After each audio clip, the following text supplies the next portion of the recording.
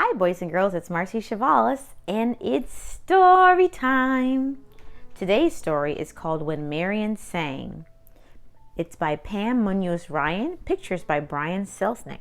This is an AR book for all you AR readers. It's level 5.2, worth half a point, and it's quiz number 64311. What do you think this story is going to be about? Yep, probably about Marian, yes. And yes, it's about her being able to sing, or her gift of singing. Are you ready to read along with me? Let's grow.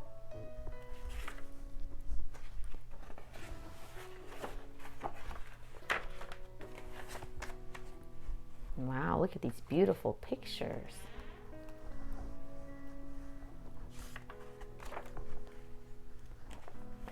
It was her range of notes that caused all the commotion. With one breath she sounded like rain, sprinkling high notes in the morning sun, and with the next she was thunder, resounding deep in a dark sky. Ooh. Let's read. No one was surprised that Marian loved to sing. After all, she listened to Father singing in the morning as he dressed. Mother often hummed while she worked in the kitchen. Sometimes Marian and her little sisters, Ethel May and Alice, sang songs all afternoon. Let us break bread together on our knees. Let us break bread together on our knees. When I fall on my knees with my face to the rising sun, O Lord, have mercy on me. Looks like a song that they've sung. However, her voice was distinct, strong and velvety, and able to climb more than 24 notes. Everyone wanted to hear Marian sing. Alexander Robinson, the choir director at the Union Baptist Church in South Philadelphia, wanted to hear Marian sing, even though she was not quite 8 years old and sometimes sang too loud. He asked her to perform a duet with her friend Viola Johnson. As Viola sang the high part and Marian sang the low, their harmony blended like a silk braid. Dear to the heart of the shepherd, dear are the sheep of his fold. Dear is the love that he gives them, dearer than silver or gold. It's another one of those songs. Church folks started whispering and followed with out and out talking about Marian's remarkable gift. Neighboring churches heard the news and invited Marian to perform. One advertisement said, "Come and hear the baby contralto, 10 years old." And people came.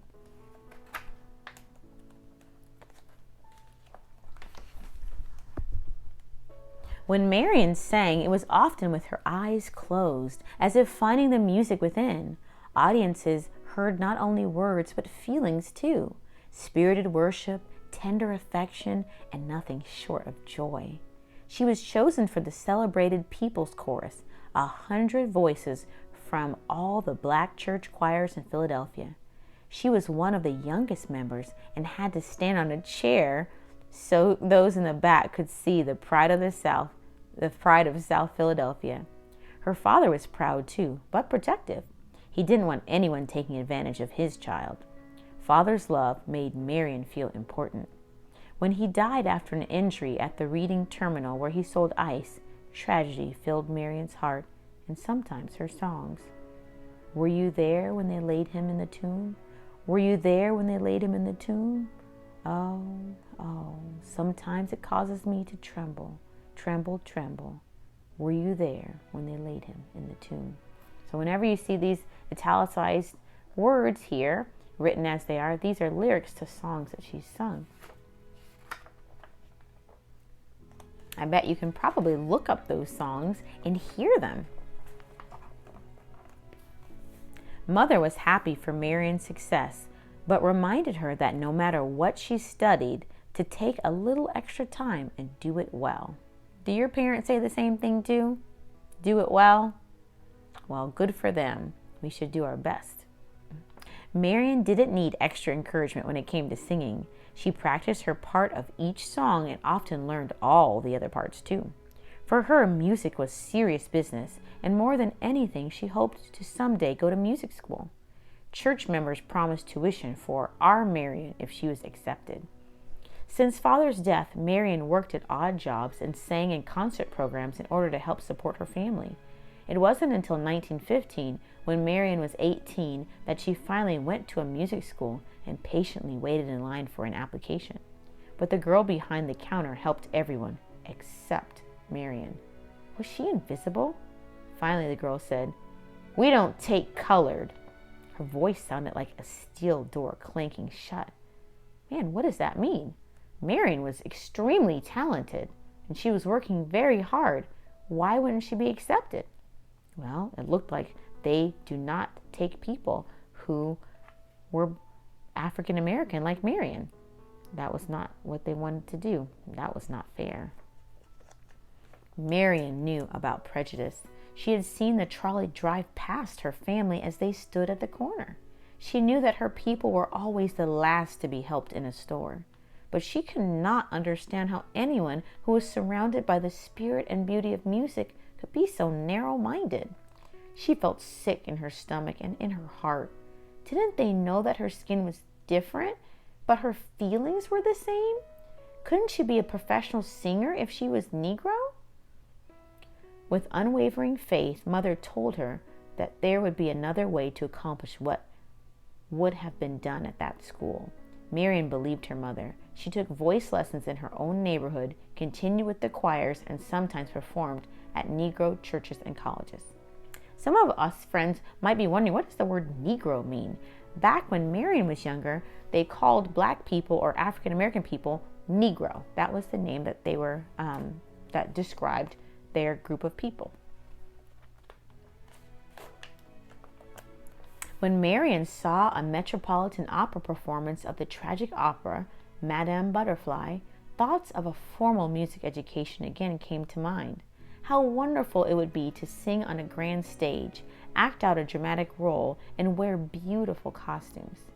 The passionate music inspired her, and she was determined to study. But opera was simply the sun and the moon, a dream that seemed too far away to reach. He's got the wind and the rain in his hands. He's got the sun and the moon right in his hands. He's got the wind and the rain in his hands. He's got the whole world in his hands. Do you remember what these types of writing, what this is? Let's see if you can remember. Remember we talked about earlier? Keeps on showing up in this book. These italicized prints. Did you get it? I hope so. Yes, there's song lyrics. This is music that she sang.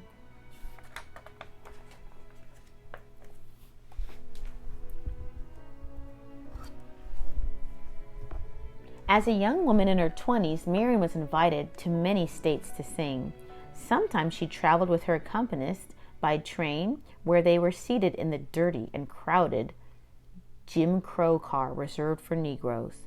When she arrived at her destination, she often sang the same program twice to separate audiences, one white and one black, or to segregated groups, whites in the best seats and blacks in the balcony. Many times she was welcomed enthusiastically by her audiences and then could not get a hotel room because she was Negro. No matter what humiliations she endured, Marian sang her heart with dignity. Her voice left audiences weeping or in hushed awe as they strained to hold on to the memory of every opulent note. When Israel was in Egypt's land, let my people go. Oppressed so hard they could not stand, let my people go. Go down, Moses, way down in Egypt's land. Tell old Pharaoh to let my people go. Marian still wanted to advance her singing with master teachers. With the help of friends, she was granted an audition with the fierce yet famous Giuseppe Buggetti. When she arrived at his studio, Mr. Buggetti announced that he didn't have time or room for new students. Too afraid even to look at him, Marian took a deep breath. Slowly, with great emotion, she sang, "Deep river, my home is over Jordan. Deep river, Lord, I want to cross over into campground. Don't you want to go to that gospel feast, that promised land where all is peace? Oh, deep river, Lord, I want to cross over into campground." Marian finally lifted her eyes. "I will make room for you right away," Mr. Bugatti said firmly, "and I will need only 2 years with you. After that, you will be able to go anywhere and sing for anybody." Again, Marian's devoted church community raised the money for her lessons. Wow, that is so cool that she was able to get this opportunity, that he wanted to hear her after she started singing and help, and that her church community, who had been with her way in the beginning since she was little, came alongside her and helped her during these times.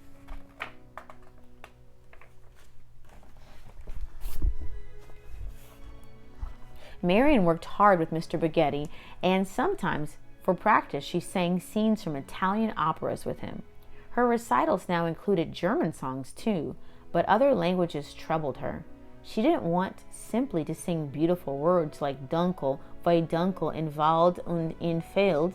She wanted to know what the words meant. Dark, how dark in the woods and the fields. Other Negro singers had gone overseas to develop their voices and learn foreign languages. Why not her? After all, Europe was different.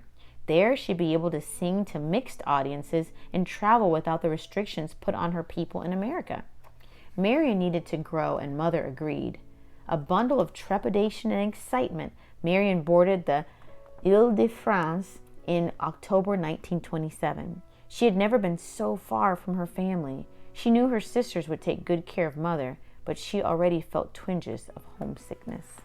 Well, that's scary. She's going to go to a whole new country to learn music without her family or her church or the people that were supporting her. She's got to be brave to take this new step.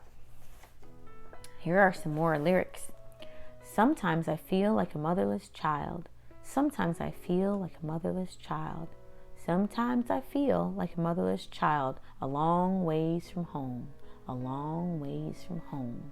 Sometimes I feel like I'm almost gone. Sometimes I feel like I'm almost gone. Sometimes I feel like I'm almost gone, a long ways from home, a long ways from home. Now I wish I could sing these like Marian can, and I bet you can listen to the songs just as she sang them and hear her voice. I would Google it or ask your family to help you to listen to songs by Marian. Marian studied and was eventually invited to perform in concert halls in Norway, Sweden, Finland, and Denmark. The enthusiasm for her singing was so overwhelming that one newspaper in Sweden called it Marian Fever. Audiences applauded in London, cheered in Paris, and pounded on the stage for encores in Russia. In Austria, the world-famous conductor Arturo Toscanini announced that what he had heard, one was privileged to hear only once in 100 years. Wow, that's a really cool compliment. Marian felt as if she had finally achieved some success. She even asked Mother if there was anything she wanted that would make her happy, because now Marian could afford to buy it for her. Mother said that all she wanted was for God to hold Marian in the highest of his hands. It seemed like she was already there. Mr. Bugatti had been right. She could go anywhere and sing for anyone. Until she came home to the United States. It's sad. In 1939, Howard University in Washington, D.C. booked a concert with Marian Anderson and began looking for an auditorium big enough to hold the audience she attracted.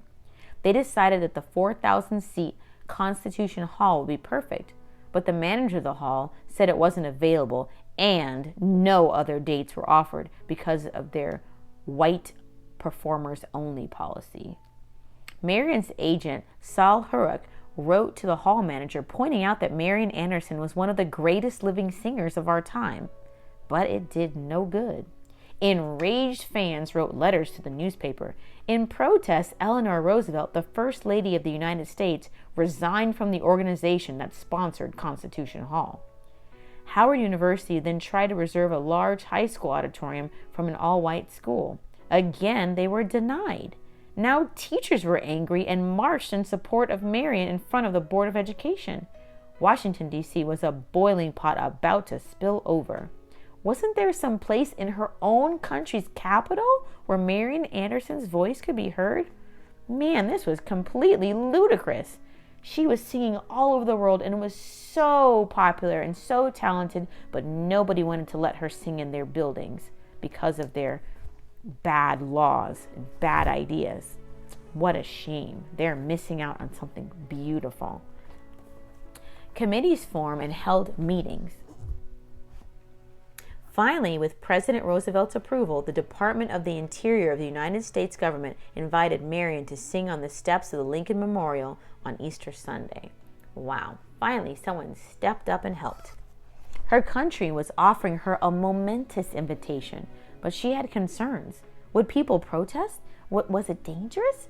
Would anyone come? Examining her heart, Marian realized that although she was a singer first and foremost, she also had become a symbol to her people, and she wanted to make it easier for those who would follow her. She said yes. Standing in the shadow of the statue of Lincoln, waiting to be called out, she read the engraved words, "This nation under God shall have a new birth of freedom."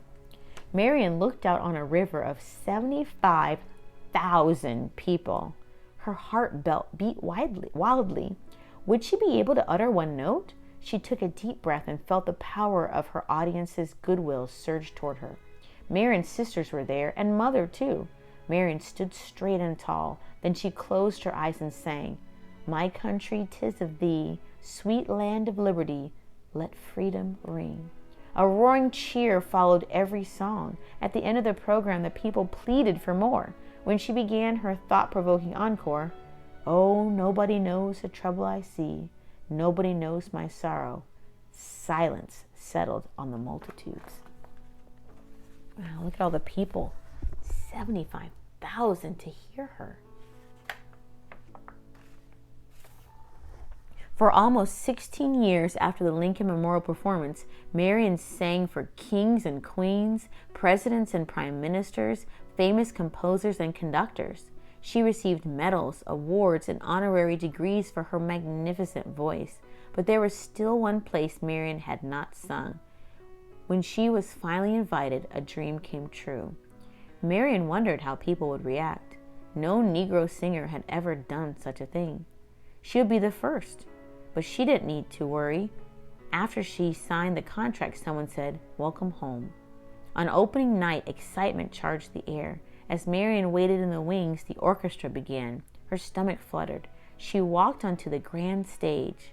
Trembling, she straightened her costume and waited for the pounding music she knew to be her cue.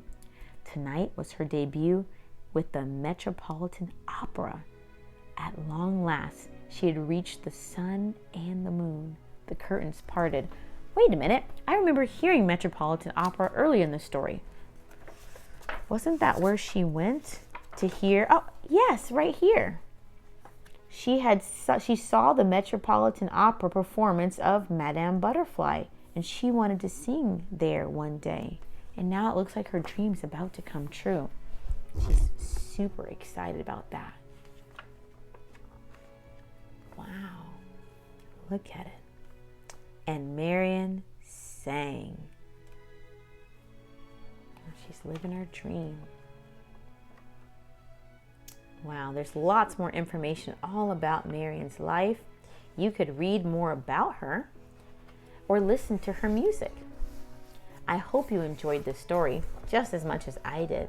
If you liked it, go ahead and click the like button. And if you want to hear more stories, don't forget to click the subscribe button. Have a wonderful day. Goodbye now.